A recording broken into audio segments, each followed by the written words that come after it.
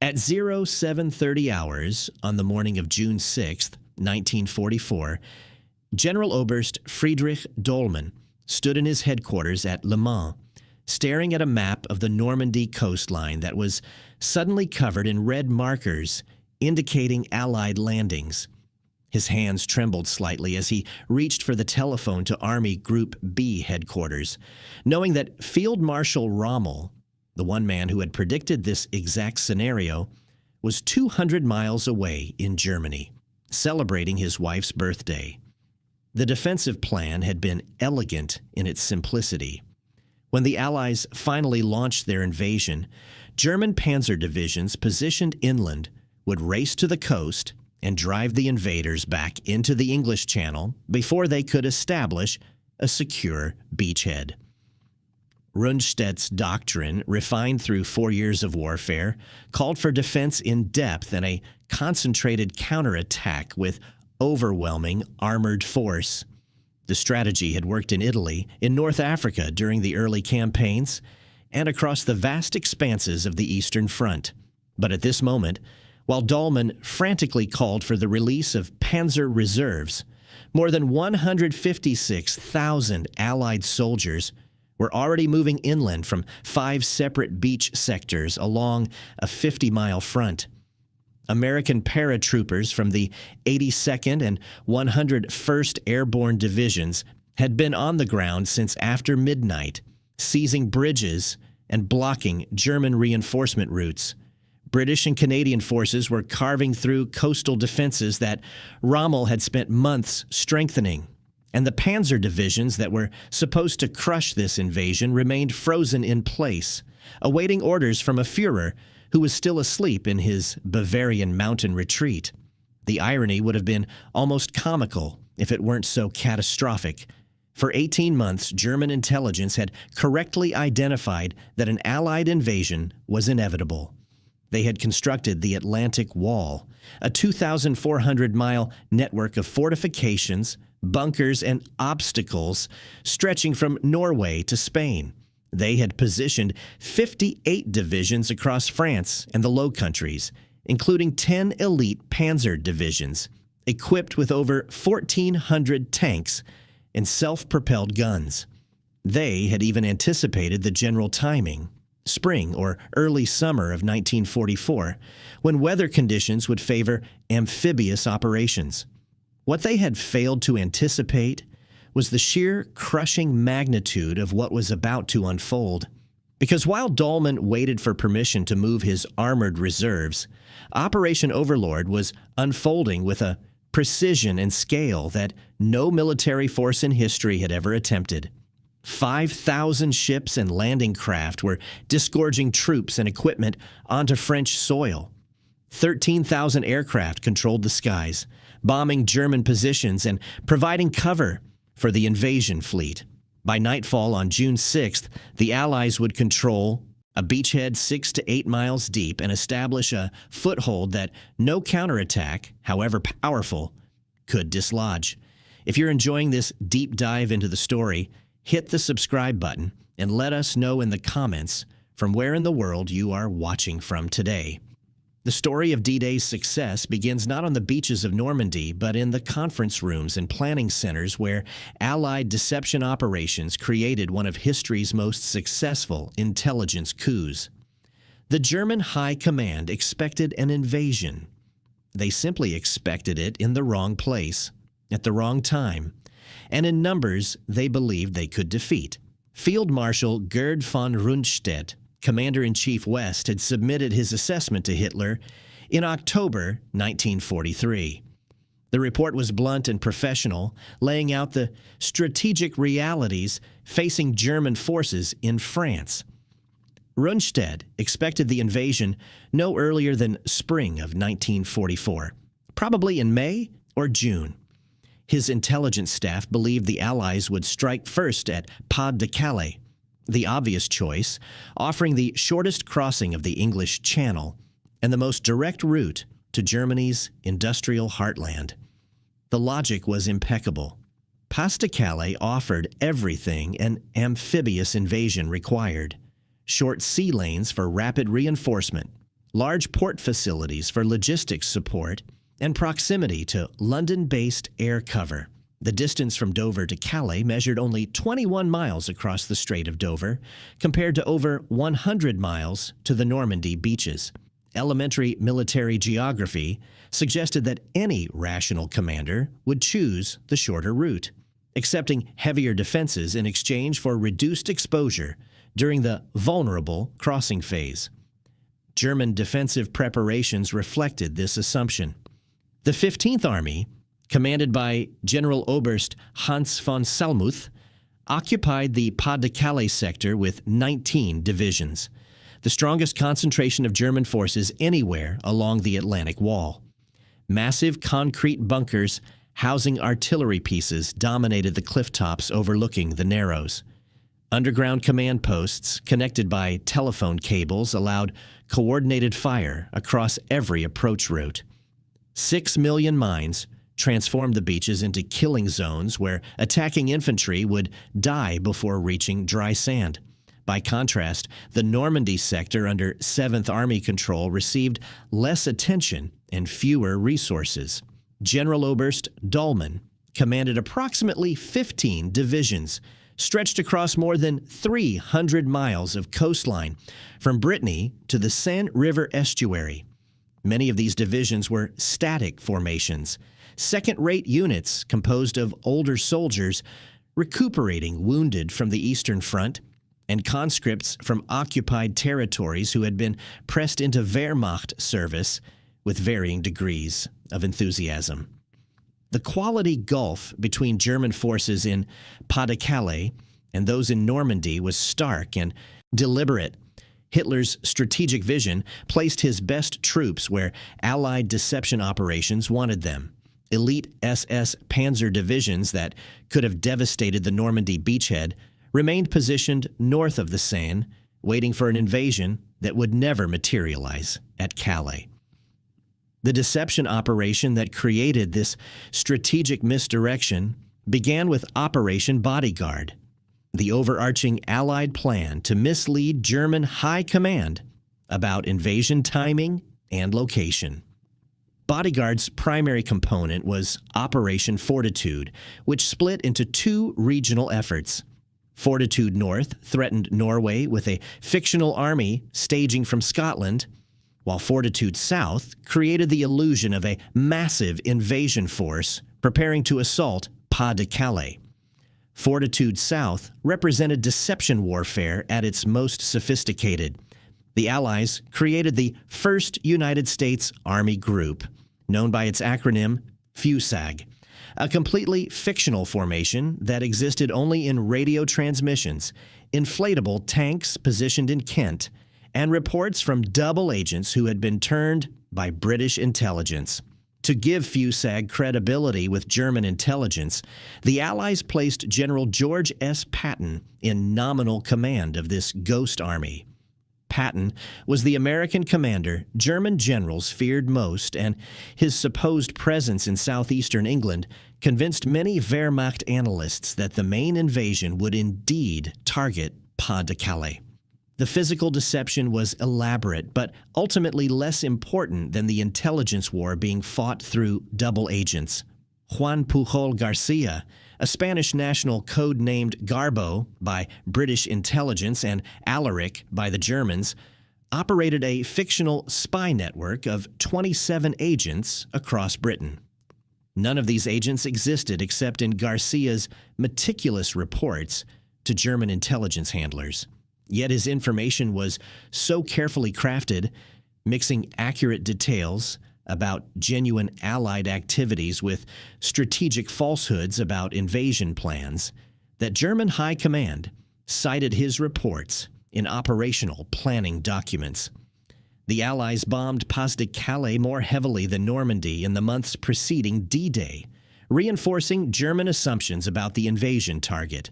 Allied aircraft flew 2 sorties over Pas-de-Calais for everyone over Normandy, destroying railroad infrastructure and bridges while maintaining the deception that this sector represented the primary threat. The bombing campaign served genuine military objectives, disrupting German supply lines and communications, while simultaneously feeding German confirmation bias. Radio deception played an equally crucial role. The United States 3,103rd Signal Battalion and British 3,118th Signal Service Group generated radio traffic consistent with a 50-division invasion force staging in southeastern England. German signals intelligence units monitoring these transmissions concluded that Allied strength in Britain far exceeded actual numbers, reinforcing the belief that the Allies could mount multiple large-scale invasions simultaneously. The effectiveness of these deception operations was confirmed through ultra-intelligence, the Allied ability to decrypt German Enigma radio communications. Throughout spring of 1944, intercepted German messages revealed that Wehrmacht commanders believed the invasion would come at Pas de Calais, probably in mid-July. Even Hitler, who occasionally demonstrated surprising strategic intuition, vacillated between Normandy and Calais, but never committed his mobile reserves accordingly. Field Marshal Erwin Rommel represented the exception to this pattern of strategic complacency. The Desert Fox had arrived in France in November 1943 with orders to inspect Atlantic Wall defenses and recommend improvements. What he discovered appalled him. 4 years of occupation duty had left German forces in France unprepared for the kind of intensive combat they would face against Allied amphibious assault, backed by overwhelming naval and air superiority. Rommel had experienced firsthand what Allied air power could do to ground forces during the North African campaign. He understood that any German counterattack launched after the Allies' established air superiority would be systematically destroyed before reaching the battlefield. His conclusion was radical and controversial. Germany's only chance was to defeat the invasion at the waterline, crushing it on the beaches before Allied forces could consolidate their beachhead. The strategic dispute between Rommel and Rundstedt over panzer deployment would prove decisive. Rundstedt advocated the orthodox doctrine, hold armor in centralized reserve, wait for the invasion's exact location to be confirmed, then launch a concentrated counterattack that would drive the Allies back into the sea. This strategy had succeeded numerous times on the Eastern Front, where German panzer divisions routinely smashed Soviet breakthroughs with devastating counterattacks. Rommel argued that this approach was suicidal against an enemy with absolute air supremacy. He wanted panzer divisions positioned as close to likely invasion beaches as possible, where they could intervene within hours of the first landing rather than days later after Allied fighter bombers had interdicted every approach route. He told his officers bluntly, "The first 24 hours will be decisive. For the Allies, as well as Germany, it will be the longest day." The compromise that emerged satisfied neither commander and proved tactically disastrous. 3 panzer divisions went to each army group for a local deployment, while 4 divisions formed Panzer Group West under General Leo Geyer von Schweppenberg, held in Central Reserve near Paris and available only on direct orders from Hitler himself. This divided command structure ensured that when the invasion came, no German commander had sufficient armored strength to mount the kind of overwhelming counterattack that doctrine demanded. Rommel threw himself into improving Normandy's defenses with characteristic energy. Under his direction, German engineers planted millions of obstacles on potential landing beaches. Wooden stakes topped with mines, steel hedgehogs designed to rip open landing craft hulls, concrete tetrahedrons that would immobilize vehicles attempting to cross the beach. Inland areas suitable for airborne landings received Rommel's asparagus. Thousands of wooden poles planted in fields and connected by wire, designed to destroy gliders and entangle paratroopers. The fortification effort accelerated through early 1944, But Rommel lacked sufficient time, materials, and manpower to complete his vision. The mines he wanted to plant numbered in the hundreds of millions. By June 6th, only about 6 million had been emplaced. The concrete bunkers and artillery positions he envisioned covering every potential landing beach remained partially constructed in many sectors. The static divisions manning these positions received minimal training in mobile defense and lacked the trucks necessary for rapid redeployment.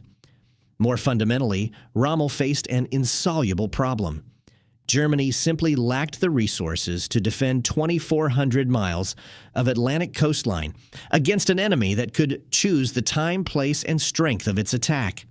Even if every plan had been executed perfectly, German forces would remain outnumbered at the decisive point because the Allies controlled when and where that point would be.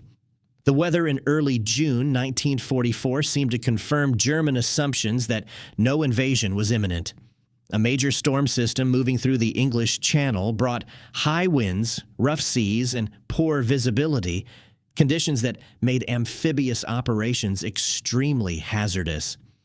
German meteorologists predicted the storm would persist for several days, creating a window during which Wehrmacht commanders could safely leave their posts for meetings, training exercises, and personal business.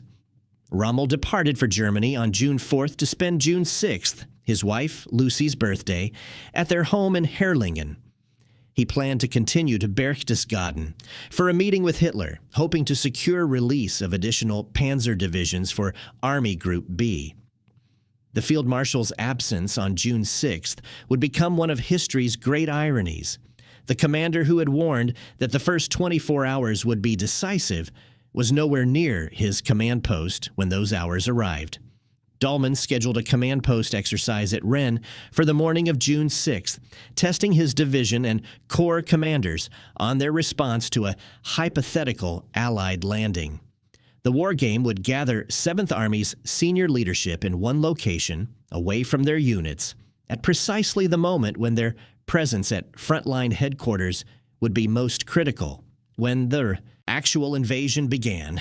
These officers found themselves scrambling back to their commands along roads that were already under Allied air attack. Hitler maintained his habit of sleeping late into the morning, surrounded by a staff that had been trained never to disturb the Führer's rest except in the most extreme circumstances.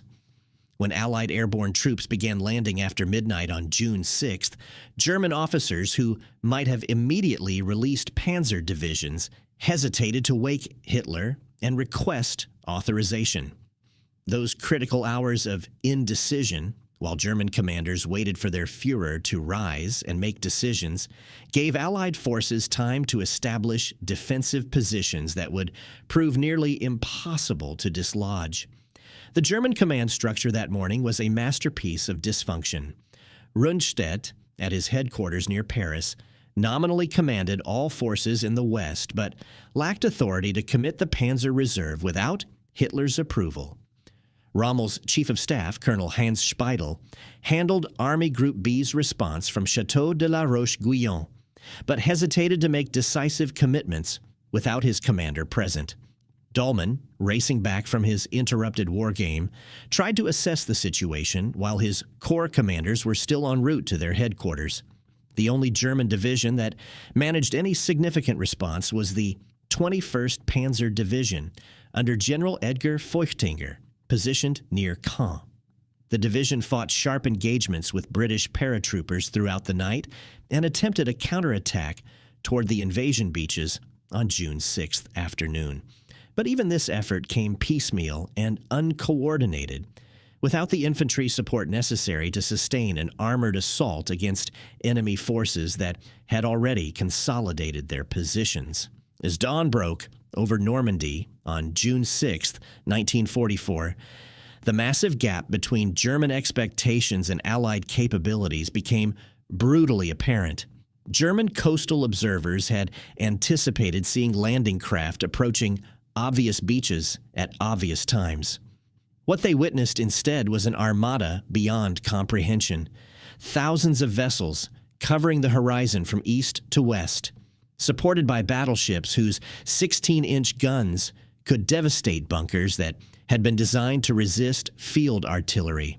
The preliminary naval bombardment that began at 0530 hours demonstrated firepower on a scale German defenders had never encountered.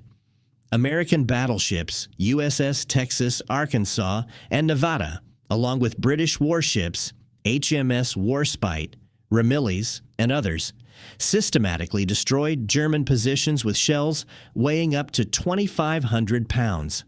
The concrete bunkers that Rommel had hoped would channel Allied infantry into killing zones disintegrated under this bombardment. Machine gun positions that might have massacred troops crossing open beaches were obliterated before the first soldier stepped ashore. Allied air superiority reached levels that German defenders found psychologically crushing.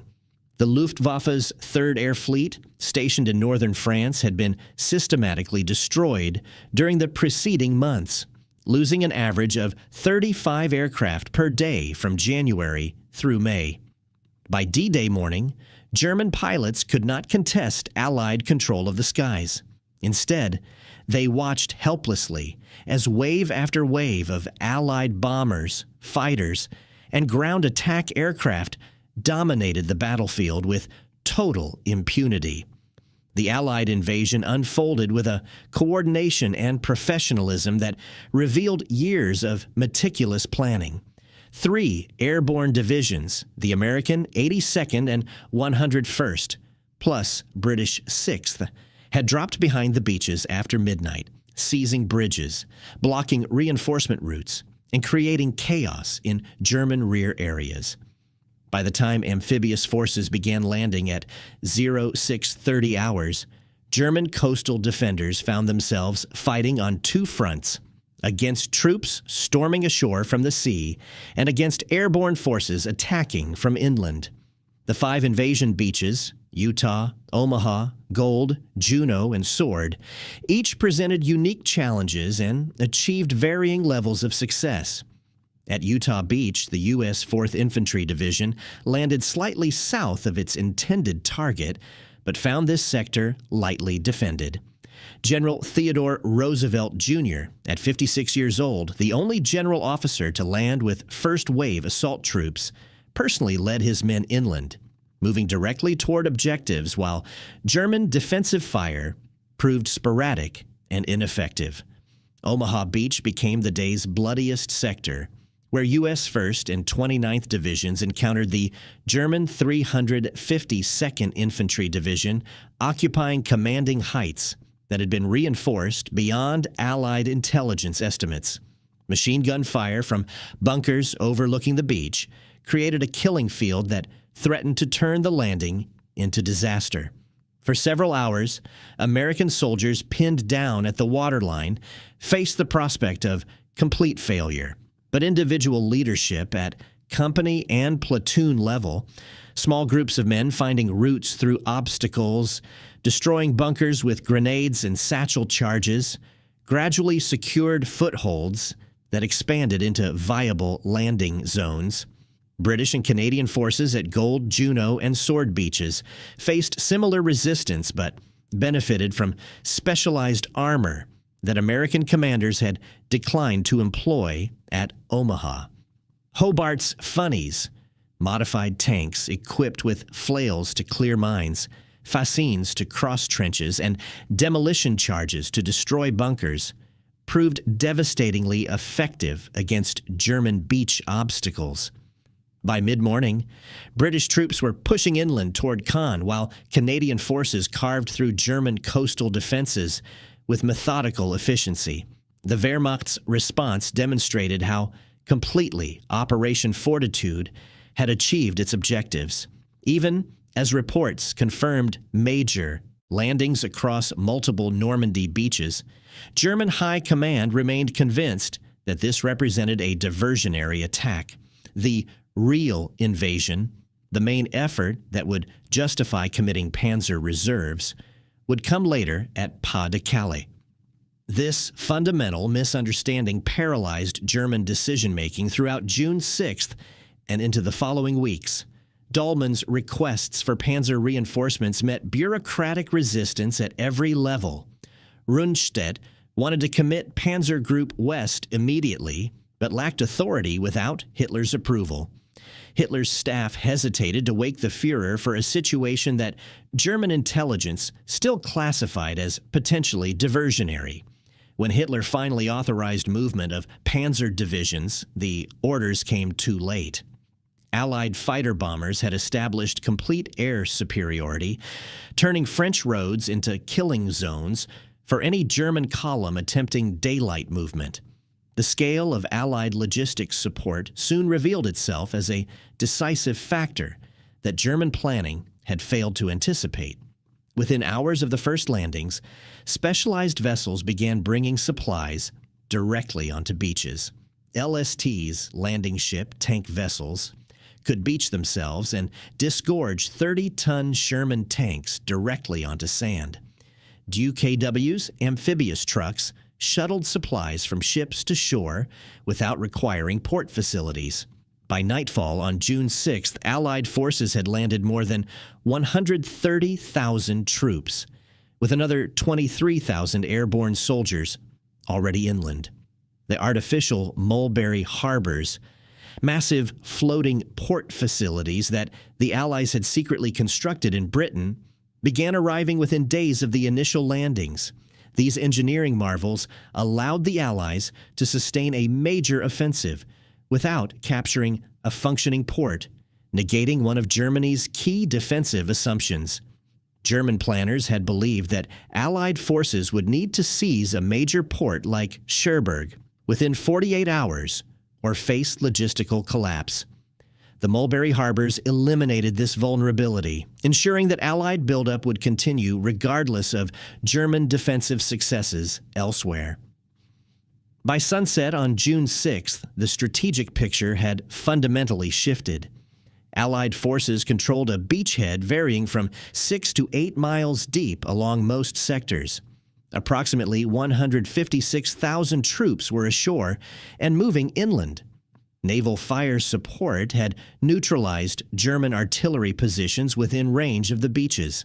Air superiority was absolute.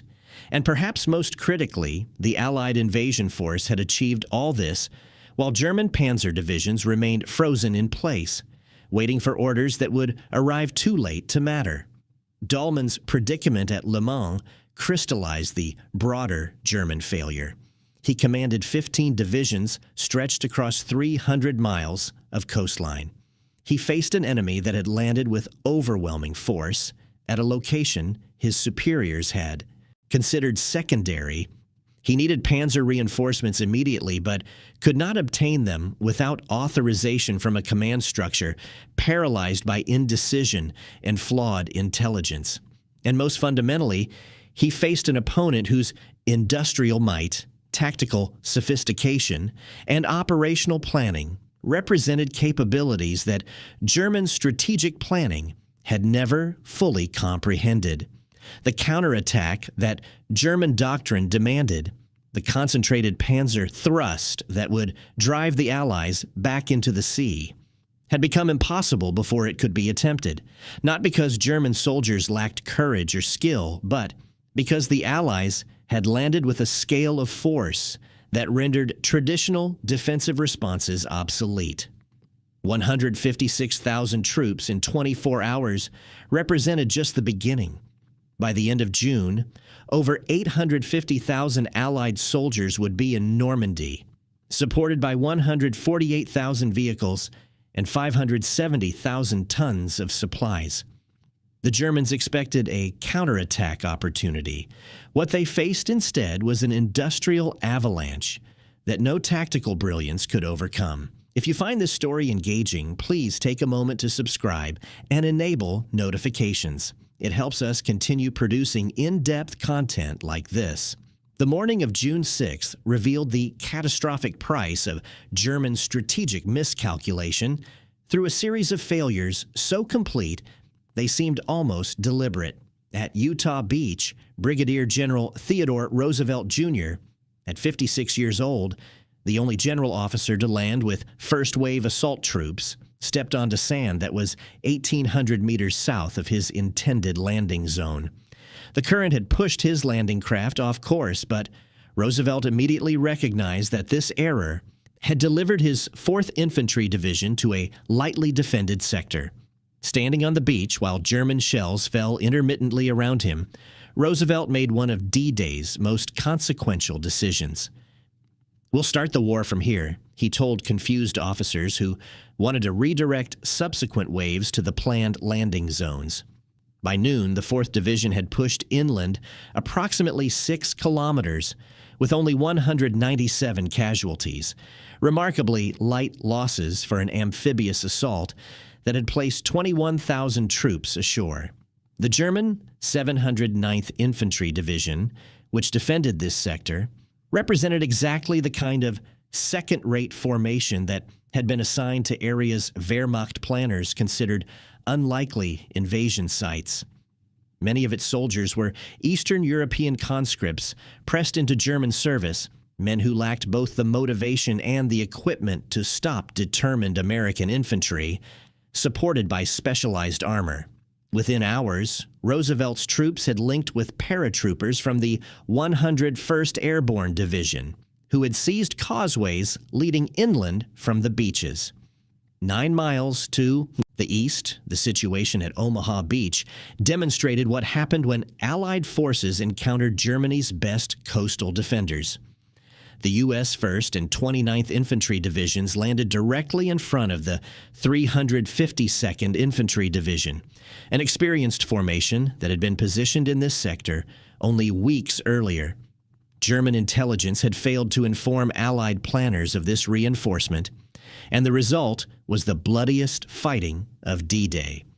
At 0630 hours, landing craft carrying the first assault waves approached beaches dominated by bluffs that rose 170 feet above the sand.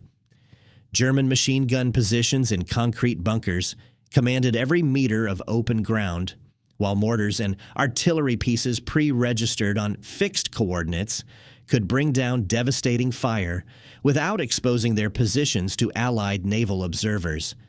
The preliminary aerial bombardment had missed its targets entirely due to cloud cover, and many of the specialized armor that should have supported the infantry assault had been swamped in rough seas. For 3 hours, American soldiers pinned down at the waterline faced annihilation. German gunners in positions at Vierville, Saint Laurent, and Colville poured machine gun fire into landing craft as their ramps dropped, killing men before they could reach the water. Those who made it to the beach found themselves trapped behind a seawall, under fire from positions they could not locate precisely enough to suppress. Landing craft attempting to bring in reinforcements and supplies became targets themselves, their crews dying at the controls, while soldiers scrambled to escape the killing zone. But individual leadership at company and platoon level gradually turned disaster into success. Small groups of men found routes through obstacles that German defenders had believed impassable. Engineers blew gaps in the seawall despite casualties that reached 75% in some units. Soldiers armed with rifles and grenades began climbing the bluffs, moving through dead ground that German defensive plans had failed to cover adequately. By afternoon, American troops had established positions on the heights overlooking the beach, and the crisis had passed. The battle at Omaha Beach cost approximately 2,400 casualties, about half the total American losses for the entire day.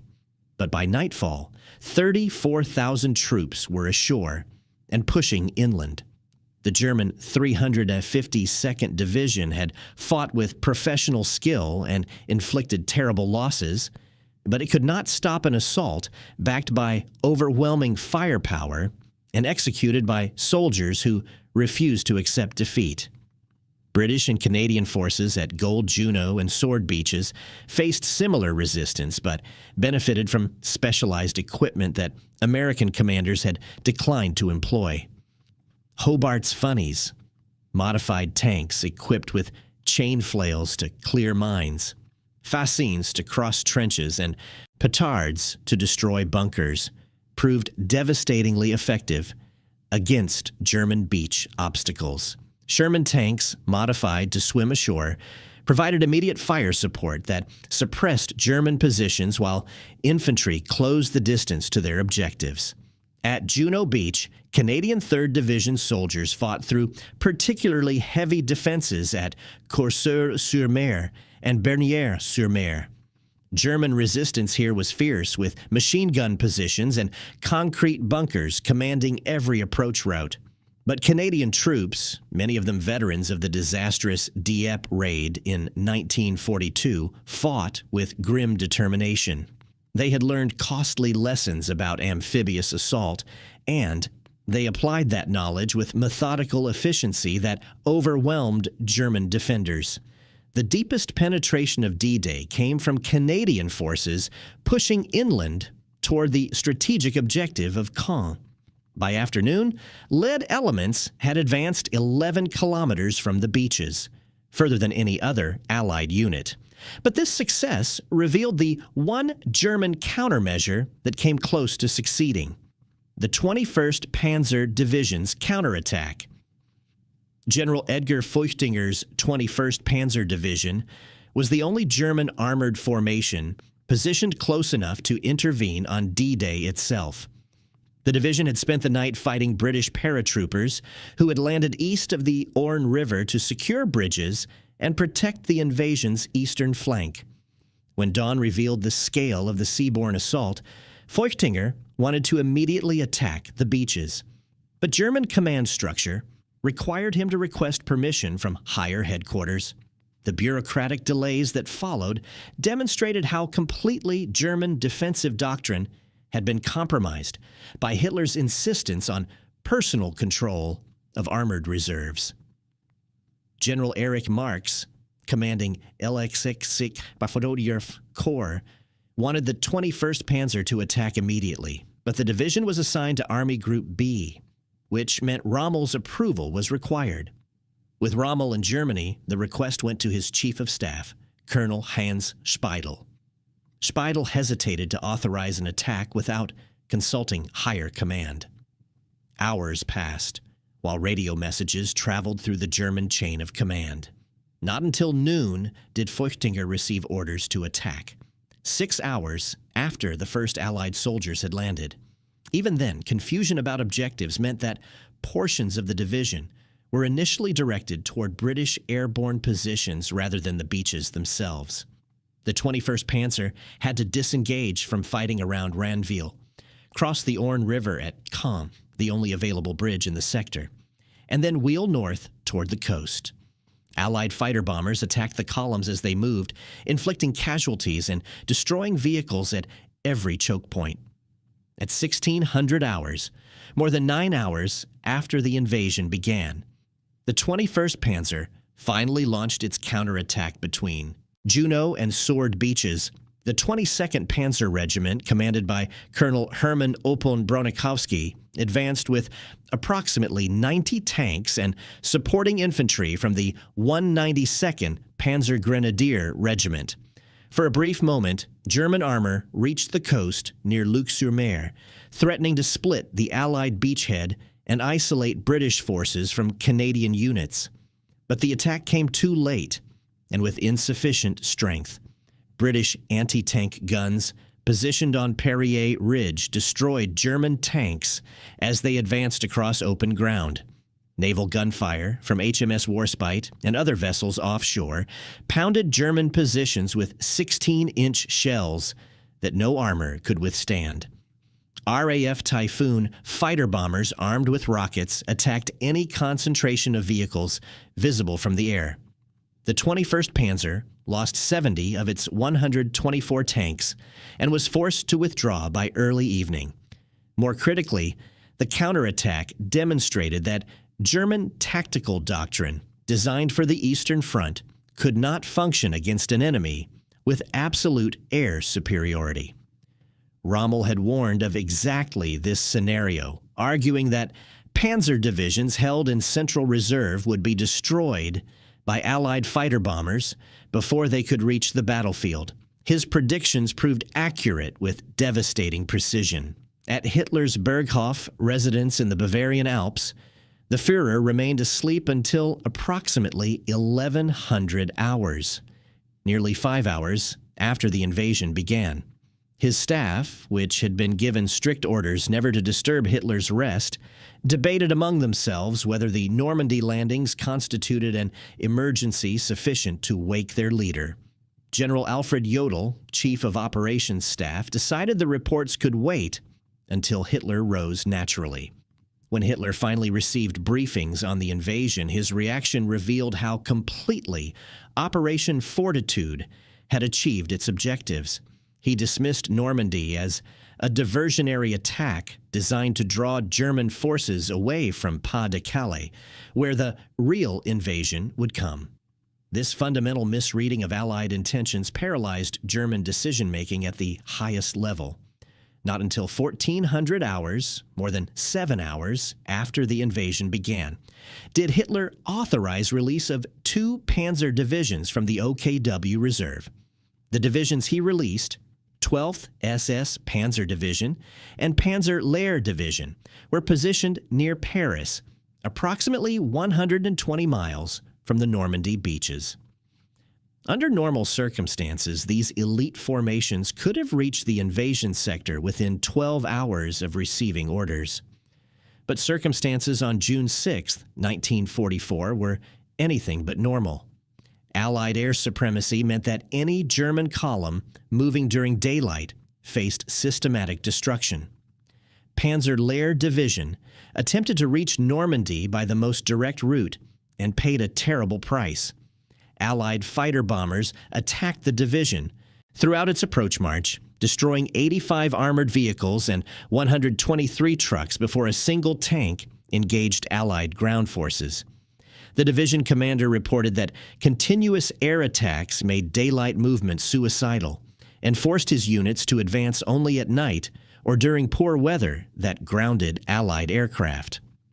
The 12th SS Panzer Division, composed entirely of Hitler Youth volunteers who had never experienced combat, also suffered heavy losses during its movement to the front. But this formation would prove dangerous when it finally engaged Canadian forces north of Caen on June 7th.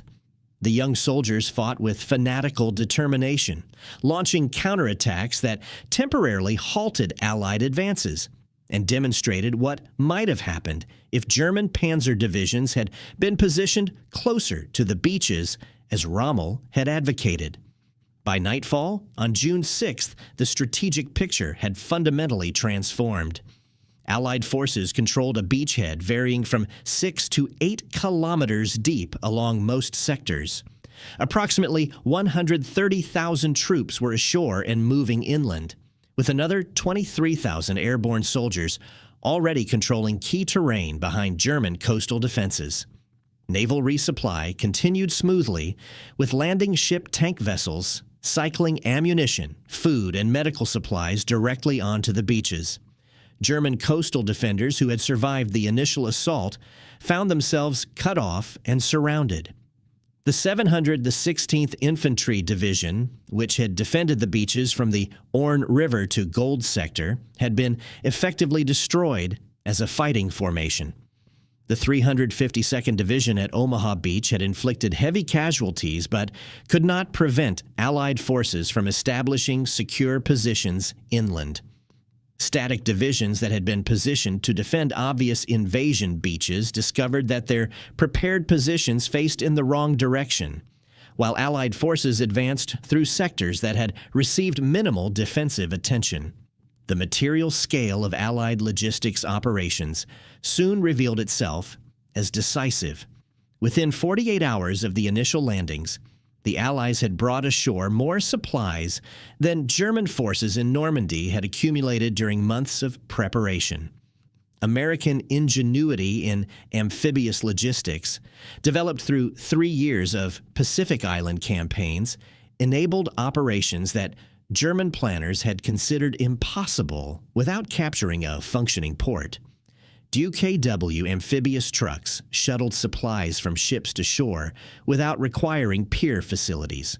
Rhino ferries, large pontoon barges propelled by outboard motors, carried vehicles and equipment directly onto beaches. Landing ship tank vessels beached themselves at high tide and disgorged Sherman tanks, artillery pieces, and trucks directly onto sand that engineering units had covered with steel matting to prevent vehicles from bogging down. The artificial Mulberry Harbors, massive floating port facilities constructed in Britain and towed across the English Channel, began arriving within days of the initial landings.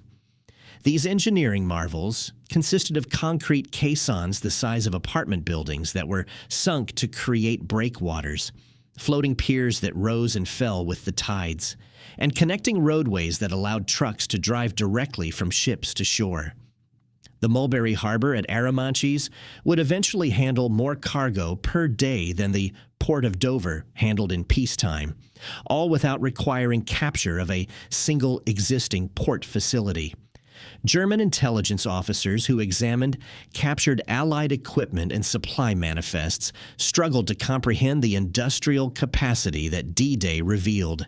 The invasion force had brought ashore more trucks in 72 hours than the entire German army in France possessed. American artillery pieces outnumbered German guns by ratios that made coordinated defensive fires nearly impossible to sustain. Even basic supplies like food, medicine, and ammunition existed in quantities that allowed Allied forces to maintain offensive operations regardless of casualties or setbacks. The psychological impact on German soldiers who witnessed this material abundance proved as devastating as the physical destruction it enabled. Wehrmacht troops who had spent years fighting undersupplied Soviet forces on the Eastern Front suddenly faced an enemy whose industrial capacity appeared limitless. Every destroyed American tank was replaced within days. Every casualty was evacuated to medical facilities equipped with supplies and medications German units could no longer obtain. Every position subjected to Allied artillery fire received more shells than German doctrine allocated for entire campaigns. Colonel General Friedrich Dollmann, commanding 7th Army from his headquarters at Le Mans, faced an insoluble tactical problem by the afternoon of June 6th. His 15 divisions were stretched across 300 miles of coastline, with no mobile reserves capable of reaching the invasion sector before Allied forces consolidated their beachhead. The panzer divisions he desperately needed remained frozen in place, some awaiting orders from higher command, others unable to move because Allied fighter bombers controlled every approach route to Normandy. Dollmann's requests for reinforcements received bureaucratic responses that demonstrated how completely German command structure had been paralyzed by the invasion's unexpected location and overwhelming scale. Rundstedt wanted to commit Panzer Group West immediately, but lacked authority without Hitler's approval. Hitler's staff continued to insist that Normandy was a diversionary attack and that the main invasion would come at Pas de Calais. Field commanders who tried to adapt their forces to meet the actual threat found themselves constrained by orders from headquarters that were based on intelligence assessments contradicted by events on the ground. The strategic deception operations that preceded D-Day now paid dividends beyond anything Allied planners had anticipated. Even after the largest amphibious invasion in history had landed 156,000 troops on Normandy beaches, German high command refused to commit their strongest forces because they believed the real invasion still threatened Pas de Calais. The fictitious 1st United States Army Group under General Patton continued to tie down 15 German divisions north of the Seine River divisions that might have made the difference if committed to Normandy during the first critical days. Radio intercepts confirmed that German intelligence continued to report Fusag as a genuine threat even after D-Day. Double agents like Juan Pujol Garcia sent carefully crafted messages explaining that the Normandy landings were indeed diversionary and that Patton's much larger force would soon strike at Pas de Calais. German commanders who had built their defensive strategy around this assumption found themselves unable to abandon it, even when physical evidence contradicted their intelligence. By the evening of June 6th, the window for effective German counteraction had closed. The panzer divisions that should have crushed the Allied beachhead while it was most vulnerable remained scattered across France, some awaiting orders, others moving piecemeal into positions where Allied air power could destroy them before they reached the front. The static divisions positioned along the coast had been overwhelmed by firepower they could not match and logistics they could not sustain. And most critically, German command structure had revealed itself incapable of the rapid, flexible response that amphibious defense required. The days following June 6th demonstrated the cascading failure of German strategic planning with brutal clarity.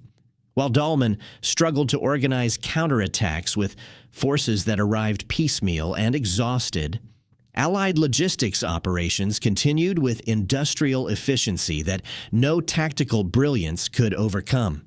By June 11th, just 5 days after the initial landings, the Allies had brought ashore approximately 326,000 troops, 54,000 vehicles, and 104,000 tons of supplies. General der Panzertruppen Leo Geyer von Schweppenberg, commanding Panzer Group West, attempted to organize the kind of concentrated armored counteroffensive that German doctrine demanded. He gathered elements of 4 Panzer divisions, 21st Panzer, 12th SS Panzer, Panzer Lehr, and 2nd Panzer, for a coordinated attack designed to split the Allied beachhead and isolate American forces from British and Canadian units. The operation was scheduled for June 10th, 4 days after the invasion. But Allied intelligence had broken German communication security, and ultra intercepts revealed German plans before they could be executed. On June 9th, Allied fighter bombers attacked Geyer von Schweppenberg's headquarters near Lekain, killing 17 staff officers and destroying most of the communications equipment necessary for coordinating a multi-division offensive. The general himself survived, but the attack eliminated Panzer Group West's ability to function as a coherent command structure. The planned counteroffensive dissolved into a series of uncoordinated local attacks that Allied forces defeated with concentrated artillery fire and air support. The battle for Caen, originally planned as a D-Day objective, demonstrated how completely German defenders had lost the initiative despite fighting with skill and determination. British and Canadian forces attempting to advance on the city encountered German formations that had been positioned to protect what Wehrmacht commanders considered one of Normandy's most critical transportation hubs.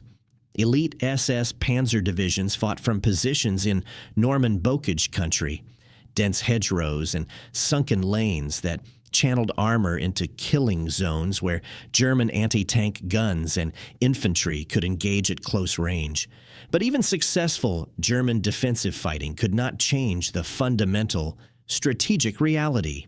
Allied forces controlled the beaches and the sea lanes that supplied them.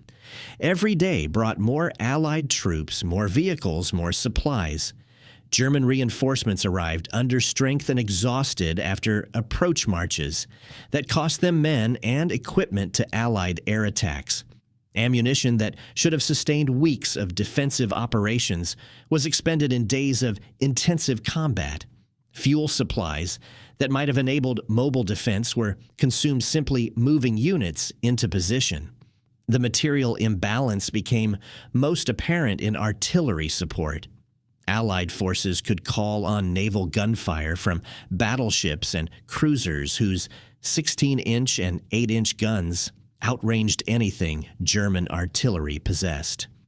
When British forces near Caen requested fire support, shells arrived from HMS Rodney and HMS Warspite within minutes, delivered with accuracy that allowed forward observers to adjust fire onto targets barely 500 meters from friendly positions. German artillery units attempting similar missions found themselves outgunned, outranged, and increasingly short of ammunition. Field Marshal Rommel arrived back in France on June 7th, racing from Germany to resume command of Army Group B.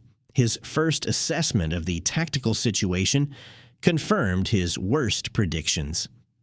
Allied air supremacy had made daylight movement suicidal for German forces. Panzer divisions that should have counterattacked within hours of the invasion were still moving toward the front, or had been destroyed attempting to do so. The coastal defense system he had worked months to improve had been overwhelmed in the invasion's opening hours. More critically, Rommel recognized that the strategic opportunity to defeat the invasion had already passed. Allied forces controlled a beachhead that was growing stronger every hour. German reinforcements arrived, weakened and piecemeal, unable to concentrate the overwhelming force necessary for the kind of decisive counteroffensive that doctrine demanded. The field marshal, who had warned that the first 24 hours will be decisive, now understood that those hours had been lost to bureaucratic paralysis and strategic miscalculation. Rommel's meetings with division and corps commanders during the week after D-Day revealed the depth of German difficulties. Officers reported chronic shortages of ammunition, fuel, and replacement personnel. Units that had been rated as full strength before the invasion now operated at 50 or 60% effectiveness. Communications equipment destroyed by Allied air attacks had not been replaced. Vehicle losses exceeded the capacity of German industry to manufacture replacements. And most critically, morale was deteriorating as soldiers who had been promised invincible defenses discovered they were fighting a defensive battle with inadequate resources against an enemy whose strength appeared limitless. By June 12th, Allied forces held a continuous beachhead approximately 80 kilometers wide and 15 to 20 kilometers deep. 7 Allied divisions were ashore and actively engaged in offensive operations. 5 more divisions were landing or preparing to land within days. The logistical infrastructure supporting this force, artificial harbors, beach supply dumps, engineering units maintaining roads and airfields, operated with efficiency that German commanders found difficult to comprehend. The comparison with German logistics was stark and demoralizing. Wehrmacht units in Normandy relied on horse-drawn transport for much of their supply distribution. Fuel shortages meant that tanks and vehicles often remained stationary, except during actual combat operations. Ammunition rationing forced artillery units to limit their fire missions to confirmed targets rather than the area bombardments that suppressed enemy formations and enabled successful counterattacks. Medical supplies were so scarce that field hospitals operated with equipment and medications that Allied forces would have considered inadequate for treating peacetime accidents. General der Infanterie Friedrich Dollmann died on June 28th, officially from heart attack, though some German sources suggested suicide following Rommel's criticisms of 7th Army's performance during the invasion. His replacement, SS Obergruppenführer Paul Hauser, inherited an impossible tactical situation. German forces in Normandy faced continuous Allied pressure along a front where they could not accumulate reserves, could not conduct offensive operations without suffering catastrophic casualties, and could not withdraw without explicit orders from Hitler, who continued to demand that every position be held regardless of Tactical considerations. The psychological impact of D-Day extended far beyond Normandy's battlefields.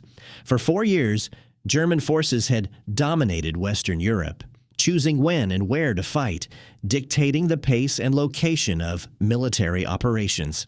D-Day reversed that strategic advantage permanently. From June 6th onward, German commanders found themselves reacting to Allied initiatives rather than implementing their own plans. The Wehrmacht faced threats from multiple directions: Soviet offensives on the Eastern Front, Allied operations in Italy, partisan uprisings across occupied Europe, and lacked the resources to address all of them simultaneously. Hitler's response to D-Day demonstrated how completely strategic reality had diverged from his understanding of Germany's military situation. He continued to believe that determined resistance could defeat the Allied invasion, that new weapons under development would restore Germany's strategic advantage, that political divisions among the Allied powers would cause their coalition to collapse. None of these assumptions corresponded to facts that his field commanders could observe daily. Rommel's increasingly pessimistic assessments brought him into direct conflict with Hitler's insistence on fighting to the last man. On July 17th, the field marshal was severely wounded when Allied fighter bombers strafed his staff car during a battlefield inspection. He would never return to command. 3 months later, implicated in the July 20th plot to assassinate Hitler, Rommel would be forced to commit suicide. His replacement at Army Group B, Field Marshal Günther von Kluge, inherited a military situation that had deteriorated beyond recovery. The strategic lessons of D-Day would influence military planning for generations. The invasion demonstrated that amphibious operations supported by overwhelming industrial capacity and absolute air supremacy could succeed against even well-prepared defenders. It proved that strategic deception operations could achieve objectives that tactical surprise alone could not accomplish, and most critically, it revealed that rigid command structures, unable to adapt rapidly to unexpected developments, would fail, regardless of the tactical skill and determination of individual units. German tactical performance during the Normandy campaign often matched or exceeded Allied effectiveness at division and corps level. SS Panzer divisions fighting near Caen inflicted casualty ratios that favored German defenders despite being outnumbered and outgunned. Static infantry divisions held positions longer than Allied planners anticipated, forcing battles of attrition that consumed weeks rather than days. Individual German soldiers demonstrated courage and professional competence that Allied commanders acknowledged in after-action reports. But tactical excellence could not compensate for strategic failure. Germany had positioned its strongest forces to defend against an invasion that never came, while leaving its weakest units to face the actual Allied assault. German command structure had proven incapable of releasing mobile reserves quickly enough to matter. German logistics and industrial capacity could not sustain defensive operations against an enemy whose material resources appeared inexhaustible. And most fundamentally, German strategic leadership had failed to recognize that the war's momentum had shifted irrevocably against them. By the end of June, approximately 850,000 Allied soldiers were in Normandy, supported by 148,000 vehicles and 570,000 tons of supplies. German forces facing them numbered approximately 560,000 men spread across 58 divisions, many of them understrength and inadequately equipped. The attrition rate favored the Allies by ratios that made German defensive success impossible to sustain. For every German soldier killed or wounded, replacements arrived slowly, if at all. For every Allied casualty, immediate replacements maintained unit strength at authorized levels. The liberation of France that followed D-Day vindicated the strategic vision behind Operation Overlord. Allied forces broke out of Normandy in late July, encircled and destroyed German 7th Army at Falaise in August, and liberated Paris on August 25th.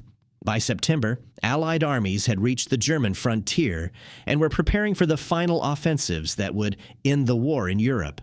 The massive gamble that Eisenhower and his planners had undertaken on June 6th had succeeded beyond their most optimistic projections. For Germany, D-Day marked the beginning of the end. The Wehrmacht now fought a three-front war against Soviet forces advancing from the east, Allied armies pressing from the west, and Italian partisans disrupting operations in the south. German industrial capacity could not replace losses at the rate combat operations inflicted them. Fuel shortages grounded the Luftwaffe and immobilized panzer divisions. The transportation network that sustained German military operations deteriorated under Allied bombing campaigns that destroyed rail yards, bridges, and marshalling points faster than German engineers could repair them. The irony that had begun at Le Mans on the morning of June 6th, Dolman staring at invasion reports while waiting for authorization to move forces that should have been attacking hours earlier, had become the defining characteristic of Germany's military situation. Wehrmacht commanders who understood what needed to be done found themselves constrained by a command system that valued obedience to Hitler's orders over tactical flexibility. Field commanders who recognized that positions had become untenable received orders to hold them regardless of cost. Officers who proposed strategic withdrawals that might have preserved their forces for decisive battles faced accusations of defeatism and threats of execution for cowardice. The counterattack that German doctrine demanded, that Rundstedt and Rommel had both argued for in different forms, never materialized because the conditions necessary for its success had never existed. Germany lacked the resources to defend 2,400 miles of Atlantic coastline against an enemy that could choose the time, place, and strength of its attack. Even if German forces had been perfectly positioned, even if command decisions had been made without delay, even if the weather had favored defenders rather than attackers, the fundamental reality remained unchanged. The Allies possessed industrial capacity and material resources that Germany could not match. General Oberst Dolman's telephone call to Army Group B headquarters on the morning of June 6th had sought authorization for a counterattack that was already impossible. The Americans weren't landing troops that German panzer divisions could defeat in a concentrated offensive. They were landing an industrial economy, complete with the factories, transportation networks, and supply systems necessary to sustain military operations indefinitely. 156,000 troops in the first 24 hours represented not the peak of Allied capability, but merely the initial deployment of forces that would eventually total more than 2 million soldiers. The strategic deception that convinced the German high command to expect an invasion at Pas de Calais worked because it aligned with assumptions Wehrmacht planners wanted to believe. The obvious choice, the shortest route, the best port facilities, the most direct path to Germany, seemed too obvious to be genuine, only in retrospect. At the time, German intelligence officers who had spent months analyzing Allied preparations concluded that Normandy represented either a diversionary attack or a terrible strategic blunder. They could not conceive that the Allies possessed sufficient resources to mount the Normandy operation while simultaneously threatening Calais with a larger force. This failure of imagination, the inability to comprehend the scale of resources the Allied coalition could bring to bear, had characterized German strategic planning throughout the war. From the beginning, German victories had relied on operational excellence and tactical brilliance, compensating for material disadvantages. In Poland, France, and the early Eastern Front campaigns, German forces had defeated larger enemies through superior planning and execution. But D-Day represented a different kind of challenge. The Allies didn't need to outmaneuver German defenders. They simply needed to land with sufficient force to establish a beachhead, then sustain operations with industrial capacity that would eventually overwhelm any defense. As the sun set on June 6, 1944, the strategic balance in Western Europe had shifted decisively. German forces that had occupied France for 4 years now found themselves fighting for positions they could not hold with resources they did not possess against an enemy whose strength grew daily. The Wehrmacht would continue fighting with skill and determination for another 11 months, but the outcome had been determined in those first 24 hours when 156,000 Allied soldiers established the beachhead that no counterattack could dislodge. The longest day, as Rommel had predicted, had indeed been decisive, but not in the way German strategic planning had anticipated. Thank you for watching. For more detailed historical breakdowns, check out the other videos on your screen now, and don't forget to subscribe.